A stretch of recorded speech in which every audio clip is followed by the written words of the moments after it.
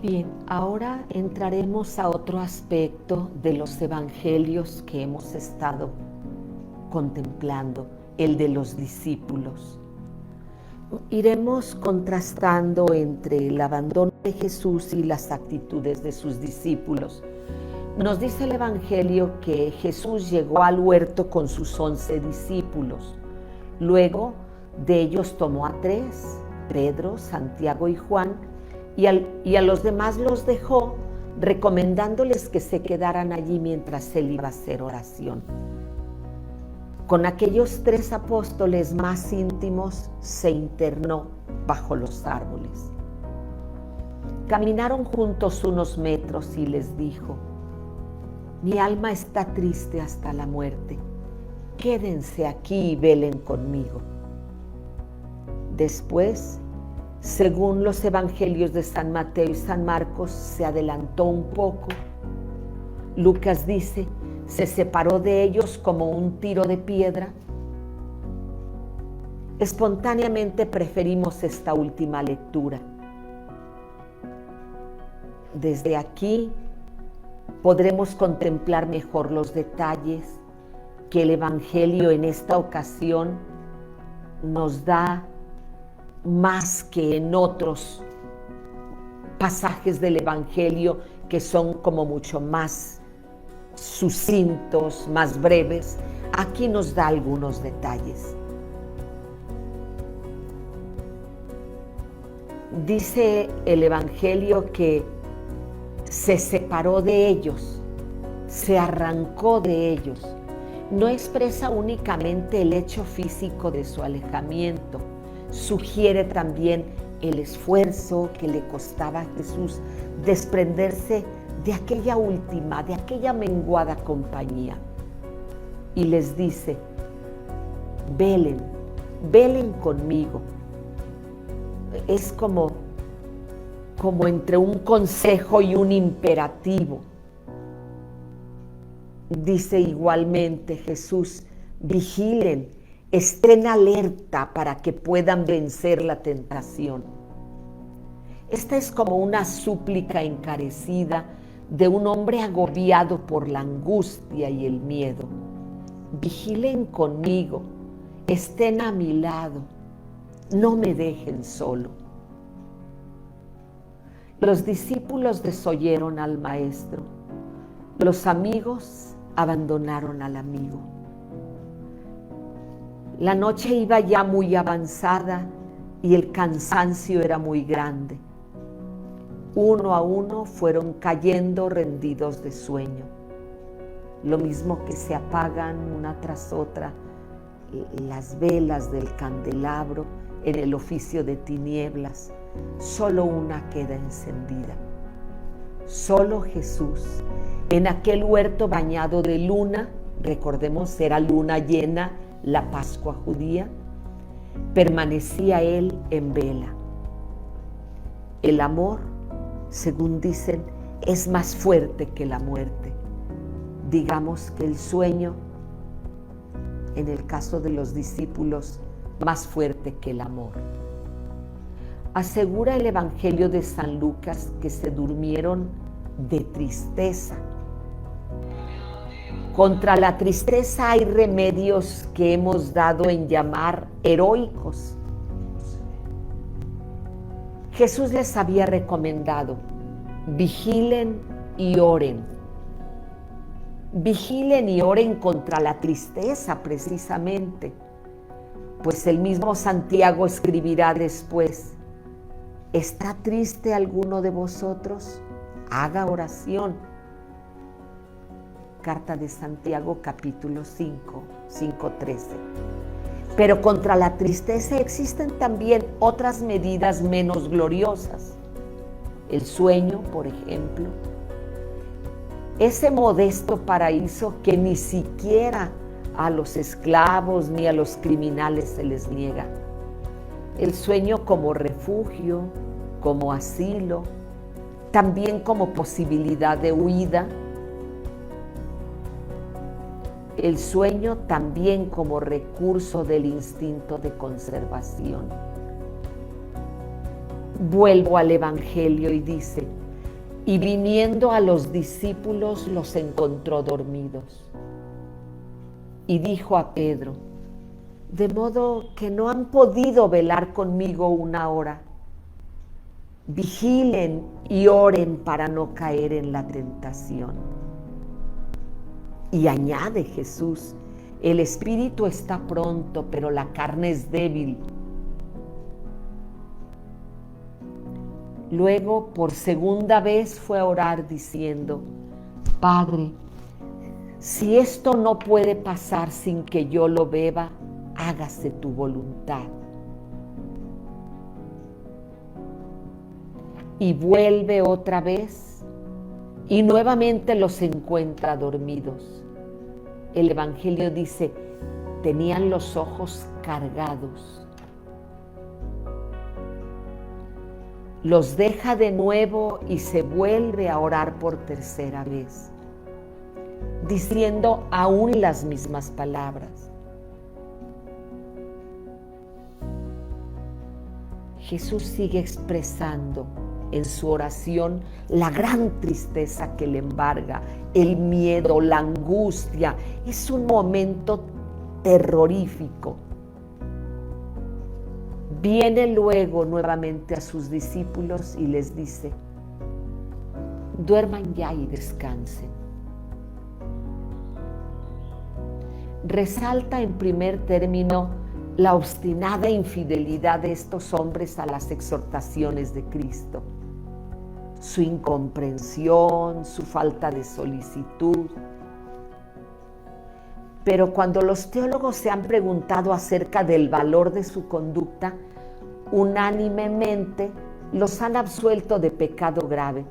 La misma sentencia pronuncian sobre su huida, esa fuga cobarde que emprendieron en cuanto su maestro era atado de las manos. El maestro, les había dado permiso para marcharse. ¿Qué sabían ellos? Eran como los niños que asisten a una de esas tragedias que les exceden su posibilidad, su capacidad de entendimiento. ¿Ustedes han visto alguna vez lo que hacen los niños pequeños cuando su madre agoniza? Si una mano piadosa no se ha ocupado de alejarlos, ellos se distraen con los frascos y las cajas y preguntan a la moribunda si el sábado los llevará al cine. Al final acaban durmiéndose, acunados por las oraciones de la recomendación del alma. Hasta allí llegan los niños. Vuelvo a los discípulos. ¿Y qué podían entender de lo que estaba pasando allí Pedro, Juan y Santiago? Nosotros, los que estamos de sobra informados, los que tenemos bien medida y despreciada la repercusión de nuestras infidelidades, los que sabemos muy a ciencia cierta a qué hora van a llegar otra vez los enemigos, nosotros los que sin comprender la magnitud de la tristeza de Cristo, sabemos sin embargo que es incomprensible justamente por ser tan grande, nosotros también nos dormimos, y creo que de manera mucho más culpable. Decíamos que en el relato de Getsemaní destacan sobre todo las reiteradas muestras de flaqueza que dan los discípulos. 3 veces acude Jesús junto a ellos y 3 veces los encuentra dormidos. Sin embargo, después de leer con detenimiento esta página del Evangelio, ¿no resulta mucho más significativo y conmovedor el puro hecho de que Jesús se levante 3 veces de la oración para ir en busca de sus amigos?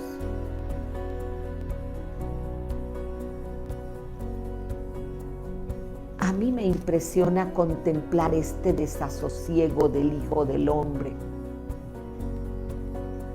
esta implacable necesidad suya de buscar consuelo, o sea del cielo o sea de la tierra, esta patética agitación que lo lleva de un sitio a otro. El Padre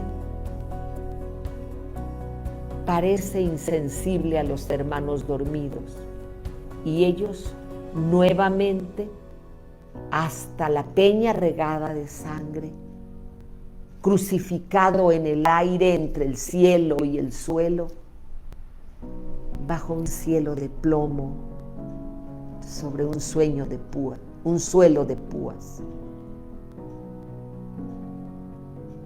Pero, ¿qué es lo que Jesús podía encontrar en aquellos hombres? Una comprensión a lo sumo muy superficial,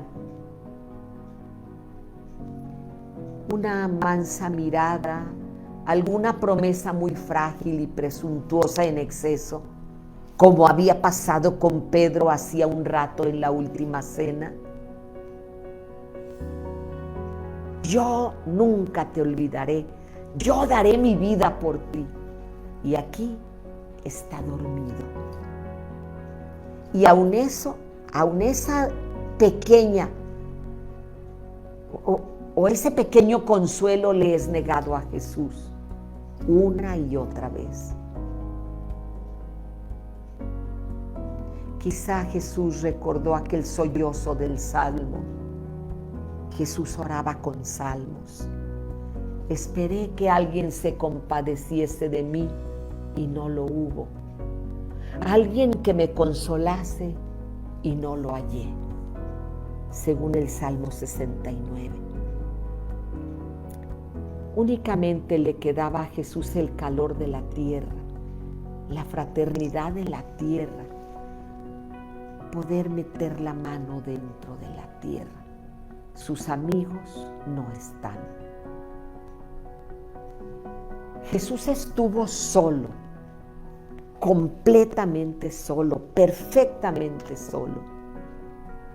Era, sin embargo, como un desierto poblado de fantasmas en torno de él. La humanidad entera, dolorida, entregándose de una manera febril a sus congojas, a los sufrimientos, para que los hiciera suyos, para que quedaran benditos. Una oración muy dolorosa de Jesús. Luego vino a los discípulos y les dice: duerman ya y descansen. La frase no tiene un sentido directo. No es que Jesús les hubiera querido decir: ya, ahora sí ya es la hora de dormir, quédense tranquilos, sino que era una especie de ironía fina, porque dice el Evangelio que estando él hablando todavía, llegó Judas. La frase entonces posee ese sentido irónico, pero tiernamente irónico. No hay burla ninguna en los labios de Jesús, sino una piedad inmensa. Puesto que no pueden, ya, duérmanse. Ahora que los ve en peligro, quisiera protegerlos más que nunca. Decirles cómo los ama a pesar de todas sus debilidades. Cuando enseguida los esbirros del Sanedrín se presentan para prenderlo, él les dirá con toda la autoridad de que es capaz. Si me buscan a mí, dejen marchar a estos. Será la última oportunidad de que Jesús haga en vida algo a favor de ellos. Es su última preocupación, su último cuidado, para que, dice el Evangelio, para que se cumpliese la palabra que había dicho: no he perdido a ninguno de aquellos que me diste. En aquella noche, otra pregunta: ¿qué hizo el Padre para aliviar a su Hijo? Lucas nos dice que un ángel del cielo se le apareció para confortarle. Miremos esta palabra, para confortarle. ¿Qué significa? Bueno, una nueva medida para estimar su anonadamiento. El autor de la carta a los hebreos se propuso ensalzar esa superioridad de Cristo sobre los ángeles y escribió: ¿a cuál de los ángeles dijo alguna vez: tú eres mi hijo, yo te he engendrado hoy? Y luego: yo seré para él un padre y él será para mí un hijo. Y cuando de nuevo introduce a su primogénito en el mundo, dice: que te adoren todos los ángeles de Dios. Y de los ángeles dice: el que hace a sus ángeles espíritus y a sus ministros llamas de fuego, pero al Hijo le dice: tu trono, oh Dios, subsistirá por los siglos de los siglos. Cetro de equidad es el trono de tu reino. ¿A cuál de los ángeles le dijo: siéntate a mi derecha, que pongo a tus enemigos por estrado de tus pies? ¿No son todos ellos espíritus, administradores, enviados para servicio en favor de los que han de heredar la salud?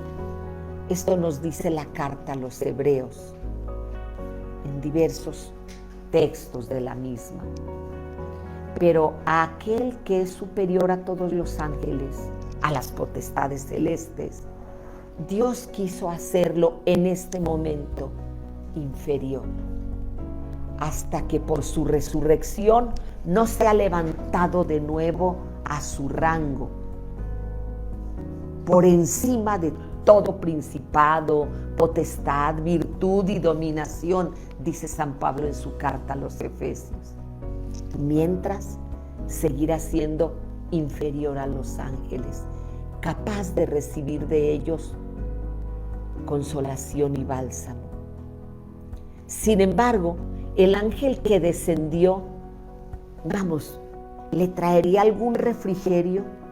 No se postró a sus pies para glorificarle: tú eres, Señor, el fuerte, el eterno, el Dios de los ejércitos. No, sino que lo confortó, dice el texto. O sea, amplió su capacidad de fortaleza para que pudiera vivir todo lo que continuaría en esa noche terrible y el siguiente día hasta la muerte. Le dio pues la fortaleza para vivir la pasión. Nadie puede saber el consuelo efectivo que tal visita le procuró.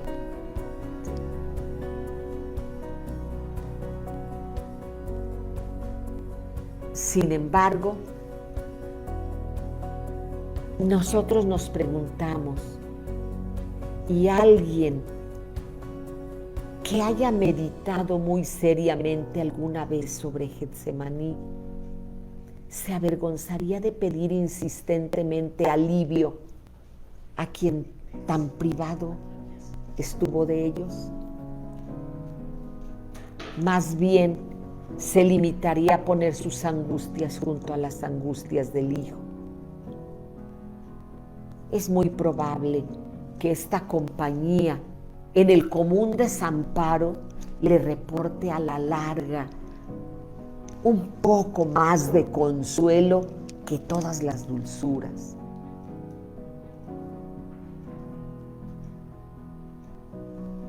Getsemaní es ya el lugar de la cita para quienes quieren en serio estar con Jesús. Vuelvo a traer a colación, como hace rato lo decía, lo que escribe Santa Teresa. Ahora lo diré con las mismas palabras de ella. Dice: las más noches, antes de que me durmiese, cuando para dormir me encomendaba a Dios, siempre pensaba un poco en este paso de la oración del huerto. Aun desde que no era monja, o sea, desde muy joven, porque me dijeron, se ganaban muchos perdones. Y tengo para mí que por aquí ganó mucho mi alma. Porque comencé a tener oración sin saber qué era, y ya costumbre ordinaria me hacía no dejar esto, como el no dejar de santiguarme para dormir. Miremos cómo ella se acerca a este paso. Ya les decía hace rato que ella concluía, está tan solo que no me ha de rechazar. Se me atraviesa la multitud de mis pecados, siento vergüenza, siento dolor, me doy cuenta que Él está sufriendo por mí, pero está tan solo. Y me quedaba allí con Él, simplemente acompañándole. Era justamente lo que Jesús necesitaba en ese momento, una compañía.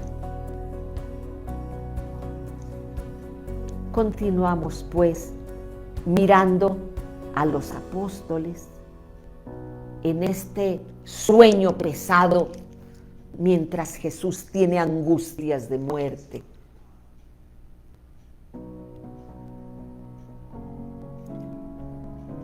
Mirando concretamente a la persona de Pedro,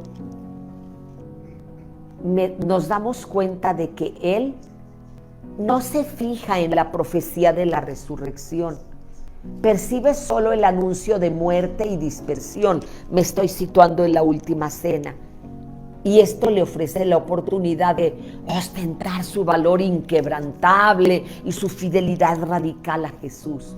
Yo nunca te dejaré, yo daré mi vida por ti.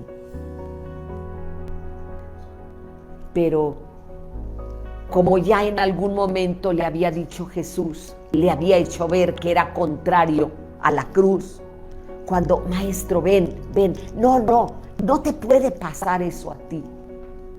Y Jesús le había respondido, apártate de mí, Satanás, no seas una piedra de tropiezo en mi camino. Pues aquí está ese Pedro, amigo, pero miedoso, cobarde, impulsivo.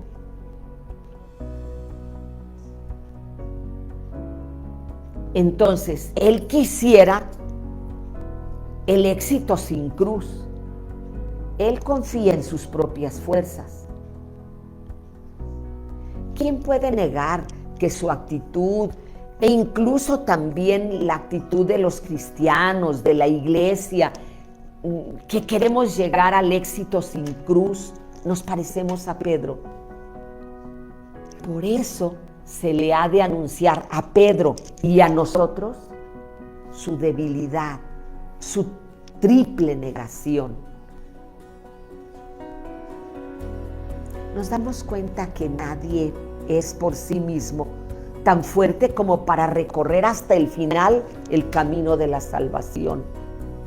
Muchas veces, equivocadamente, algunas personas nos han hecho creer que el cielo hay que ganarlo, y hay que ganarlo a base de esfuerzo, porque luego dicen, pues en esta vida nada es gratis. A ver, Jesús nos está obteniendo la salvación. Esa no la compramos nosotros, es gratuita, a base de este dolor aceptado por amor. ¿Qué es lo que Jesús pide de nosotros? Respuesta en el amor. Eso es lo que quiere. Respuesta en la misma sintonía, la del amor que Él nos está brindando. Por otra parte, todos hemos pecado. Todos necesitamos la misericordia del Señor, el amor del crucificado. En el Evangelio después del ritual que habían vivido en la cena pascual con Jesús, con abundancia de oraciones sálmicas, ahora Jesús oraba solo, como había hecho otras tantas noches, pero deja cerca al grupo de los tres. Conocido también en otras ocasiones, claro, particularmente en el relato de la transfiguración, también están allí Pedro, Santiago y Juan. Ya en aquel momento de la transfiguración nos dice el Evangelio que Jesús junto con Moisés y Elías hablaban de la muerte que él iba a sufrir, pero no lo entendían. También allí Pedro dirá: Maestro, hagamos aquí 3 tiendas, una para ti, otra para Moisés y otra para Elías. Es tan agradable estar frente a esa visión gloriosa. Pero acá, en Getsemaní, así, vencidos continuamente por el sueño, estos se convierten, sin embargo, en testigos de su lucha nocturna. San Marcos nos dice que Jesús comenzó a entristecerse y a angustiarse. Jesús dice a sus discípulos: me muero de tristeza, quédense aquí y velen conmigo. El llamamiento a la vigilancia había sido ya un tema central en el anuncio de Jesús acerca de su pasión en Jerusalén. Y ahora aparece con una urgencia inmediata: están aquí los que me van a entregar. Pero aunque se refiere a aquella hora precisa, este llamamiento apunta anticipadamente a la historia futura del cristianismo. Tenemos que reflexionar. La somnolencia de los discípulos sigue siendo, a lo largo de los siglos, una ocasión favorable para el poder del mal, porque Jesús dice: quédense en vela y oren conmigo. Pero dormimos y no oramos. Esta somnolencia es un embotamiento del alma que no se deja inquietar por el poder del mal en el mundo, al que prácticamente nos hemos habituado. Cada día escuchamos, y ahora en nuestra ciudad 6 muertos por la violencia, otros 3 muertos violentamente. Encontramos fosas clandestinas con una cantidad grande de restos humanos. Y como son las noticias de todos los días, estamos acostumbrados. Dormidos, cargados de sueño, a pesar de la injusticia, el sufrimiento que devastan la tierra. Es una insensibilidad que prefiere ignorar todo eso. Nos tranquilizamos pensando que en el fondo no es tan grave. Somos tantos millones de gente en el mundo. Entonces podemos permanecer así, en la autocomplacencia de una propia existencia satisfecha. Pero esta falta de sensibilidad en Getsemaní, los 3 discípulos, ahora nosotros, esta falta de vigilancia, tanto por lo que se refiere a la cercanía de Dios como al poder amenazador del mal, eso le otorga un poder grande en el mundo al maligno. Por omisión nos hacemos cómplices de todo este mal.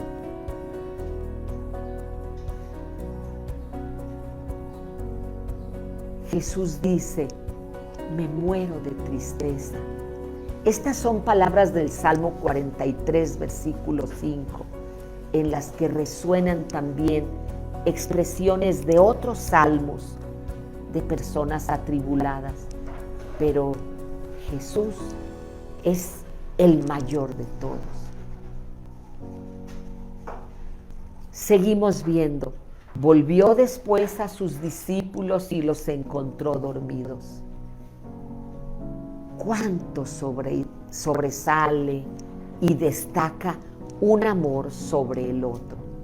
El amor de Cristo por los suyos era mucho más grande que el amor con que ellos le corresponden, incluso el de quienes más lo amaban. Ni la tristeza, ni el miedo, ni el pavor o el cansancio que angustiosamente le afligían cuanto más cercano estaba a aquel cruel suplicio, nada le excusó de ir a ver a sus amigos, de defenderlos cuando llegó el tropel de soldados. En cambio ellos, aunque mucho le amaban y sin duda así le querían, se durmieron con toda tranquilidad. Y precisamente cuando un peligro tan grave se cernía sobre su maestro y que ellos no supieron aquilatar, no pudieron asociarse, solidarizarse, Jesús le dice a Pedro: Simón, ¿tú duermes? ¿No has podido vigilar conmigo una hora? Vigilen y oren para que no caigan en tentación. ¿Qué fuerza tienen estas palabras tan breves de Cristo? Penetran como un punzón hasta el fondo. Al dirigirse a Pedro, fijémonos, no le dice Pedro, Cefas, le dice Simón, el nombre antiguo, para reprocharle bajo ese nombre su somnolencia. El nombre de Pedro que Jesús le había dado anteriormente implica roca, firmeza. No era muy apropiado ahora ante la debilidad y el sueño. No solo interesa aquí notar la omisión del nombre de Pedro o de Cefas, sino también el hecho de que al mismo nombre de Simón no dejara de llevarle ese aguijón, porque en hebreo Simón significa el que escucha, el que obedece. Y en esta ocasión, y contra el expreso deseo de Jesús, Pedro se había dormido, ni escuchaba ni obedecía.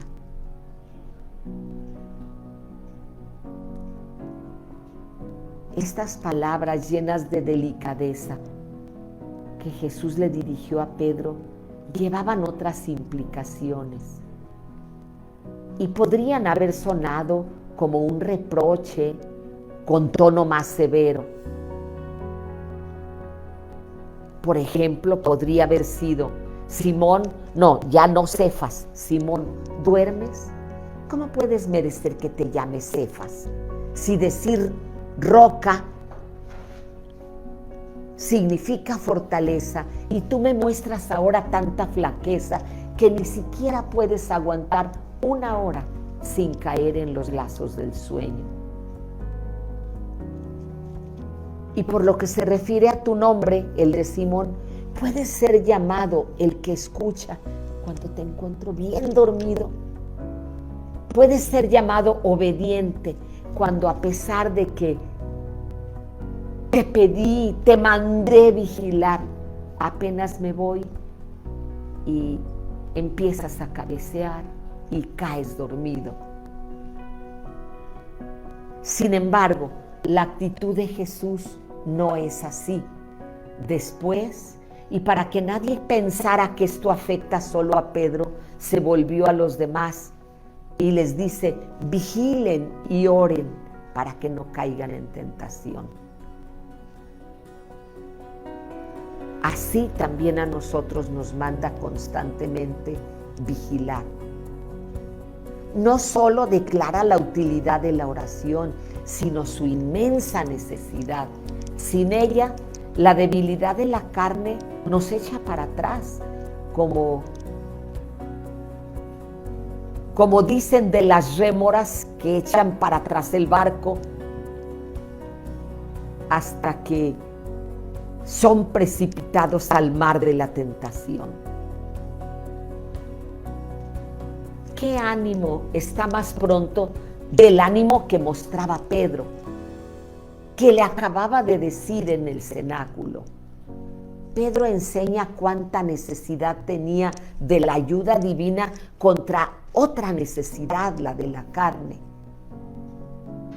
Cuando el sueño le impidió orar y pedir ayuda a Dios, abrió otra posibilidad, la de quedar preso de su flaqueza. Como decía yo hace un momento, por omisión, haciéndose cómplice del espíritu del mal.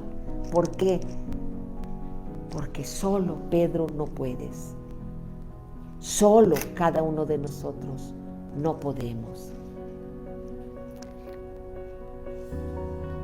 Por otra parte, y haciendo uso de las palabras de Jesús, si esto les ocurrió a los apóstoles, hombres que eran considerados por su cercanía con Jesús como ramas verdes y llenas de vida, que entraron en tentación por dejar que el sueño interrumpiera su oración, ¿qué nos ocurriría a cualquiera de nosotros que en comparación con ellos, vuelvo a las palabras de Jesús, somos ramas secas y enfrentamos casi constantemente el peligro? Cuando no estamos en peligro, porque nuestro enemigo, el diablo, dice la carta de San Pedro, como león rugiente ronda buscando a quien devorar. En tan grave peligro, ¿qué será de nosotros si no seguimos el consejo de Cristo, perseverando en vigilancia atenta y en la oración? Por otra parte, entrando en la experiencia de los apóstoles, deberíamos estar avergonzados, reconocer nuestra culpa, porque apenas decimos una o dos breves oraciones, medio dormidos y bostezando. Sin embargo, Jesús, nuestro Salvador, enseña que hemos de orar no para vivir en la opulencia, ni en una rueda de placeres sin fin, ni para que algo horrible no ocurra, o para que algo horrible les ocurra a nuestros enemigos, ni para que recibamos honores de este mundo, sino para que no entremos en tentación. Allí está la necesidad de la oración. Él desea, de hecho, darnos a entender que todos estos bienes terrenales, o bien pueden sernos a la larga incluso perjudiciales, o de otro modo, son nada en comparación con el beneficio y fruto de la oración para no caer en tentación. Por eso dispuso en su sabiduría esta petición al final del Padre Nuestro: no nos dejes caer en la tentación. Vamos a otro aspecto de esto de los discípulos. Los apóstoles duermen mientras Judas, el traidor, conspira. Él no duerme.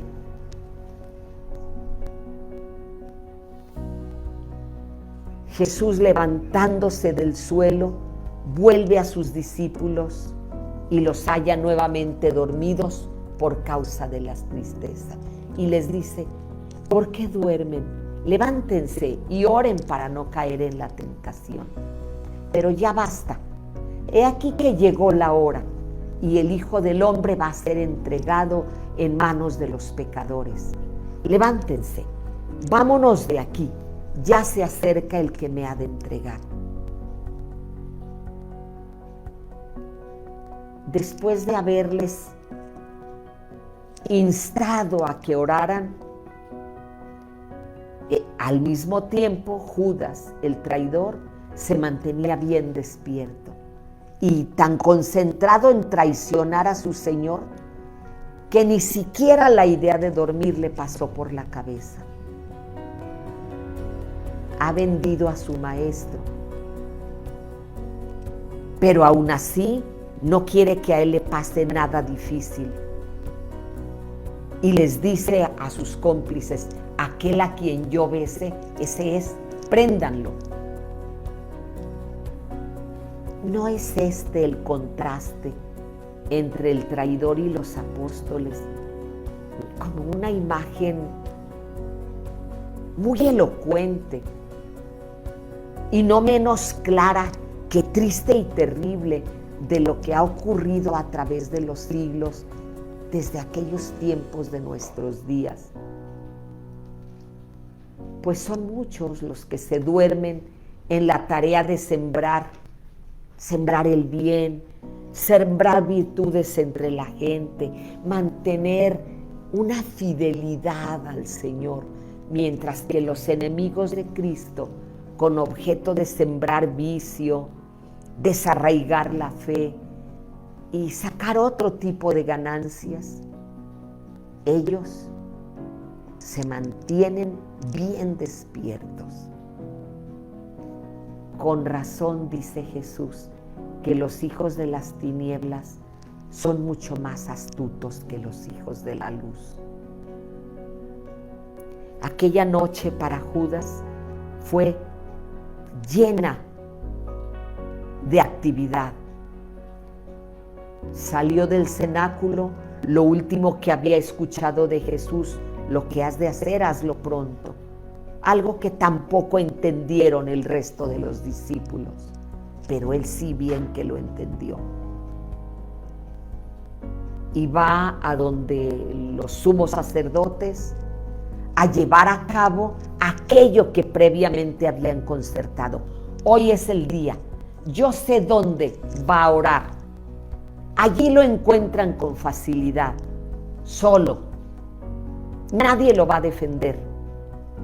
Denme el dinero. Y luego, aquellos tan culpables como él le entregan sus 30 monedas de plata, le dan un piquete de soldados y vamos, no solo ellos, sino, dice el Evangelio, que una turba con palos, con piedras, tanto que Jesús tiene que decirles: ¿y por qué vienen a mí como contra un malhechor?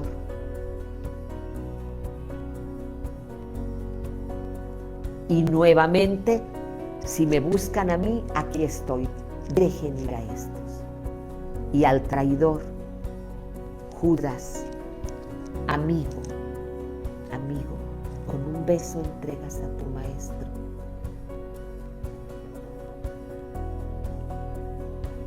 Los invito a que entremos en estos contrastes de actitudes diversas.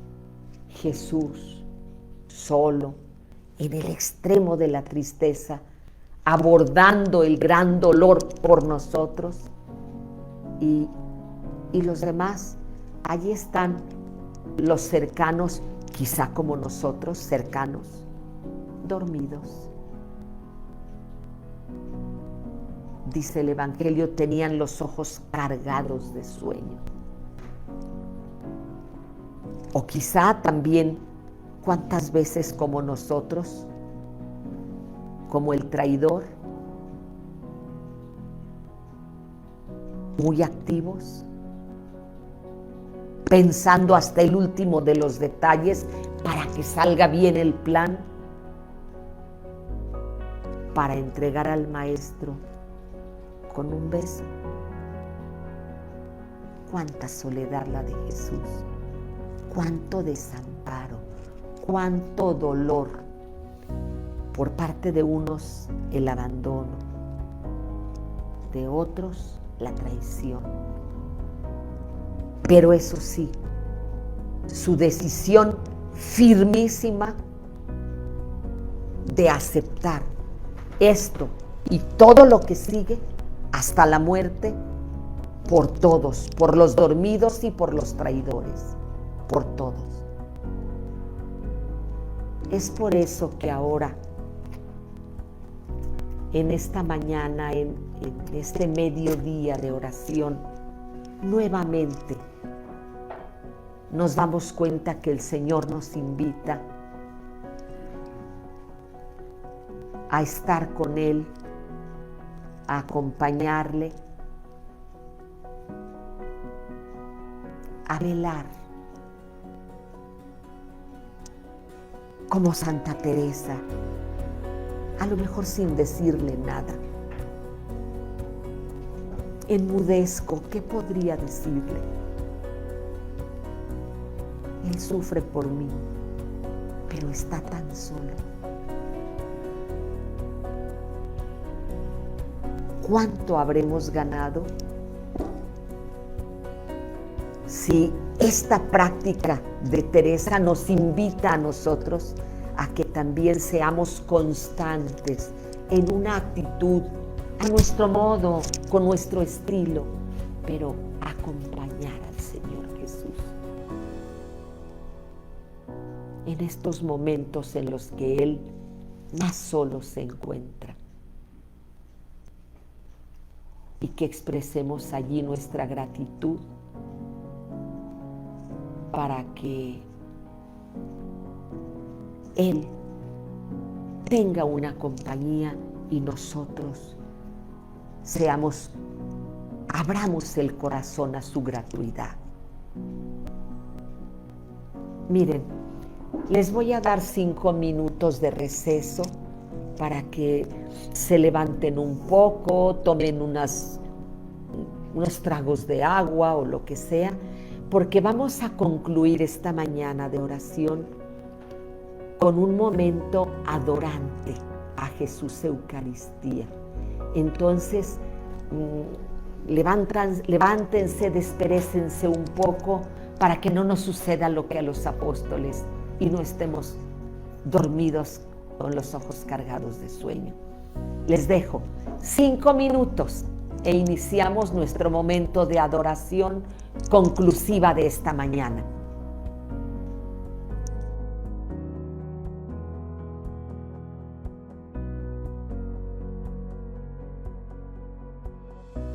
COER, Centro de Occidente para el Estudio de los Valores Humanos.